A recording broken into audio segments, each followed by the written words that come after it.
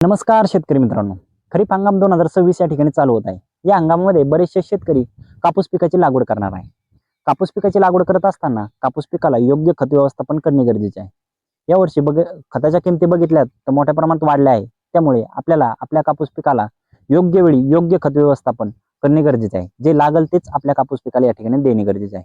तर आपण या व्हिडिओमध्ये सुरुवातीचे दोन डोसाबद्दल या ठिकाणी चर्चा करणार आहोत। तर सुरुवातीला आपल्याला लागवडीच्या वेळेसच रेगोटीला या ठिकाणी 10-26-26 किंवा 8-21-21 हे आपल्याला कापूस पिकाला 1 किंवा 1.5 बॅग ही कापूस पिकाच्या लागवडीच्या वेळेस रेगोटीला या ठिकाणी टाकून द्यायची आहे।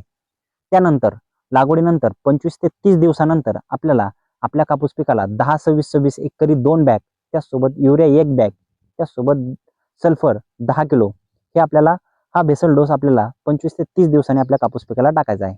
जर आपल्याला 10-26-26 मिळालं नाही तर आपण 14-35-14 किंवा 8-21-21 किंवा 9-24-24 या खताचा देखील या ठिकाणी वापर करायचा आहे। खत वापरत असताना त्या खतामध्ये नत्र, स्फुरद, पालाश हे तिन्ही घटक असतील अशा खताचा या ठिकाणी आपल्या कापूस पिकाला वापर करायचा आहे। या पद्धतीने कापूस पिकाचे खत नियोजन करायचे आहे, जेणेकरून आपला खर्च कमी होईल व योग्य वेळी योग्य अन्नद्रव्य दिल्यामुळे आपल्या कापूस पिकाचे उत्पन्न देखील या ठिकाणी चांगल्या प्रकारे येणार आहे। अशा पद्धतीने कापूस पिकाचे खत व्यवस्थापन करा, आपल्याला उत्पन्न निश्चितच या ठिकाणी चांगले येणार आहे। अशाच नवनवीन माहितीसाठी आपल्या चॅनलला सबस्क्राईब करा, बेल आयकॉन ऑन करा। धन्यवाद शेतकरी मित्रांनो।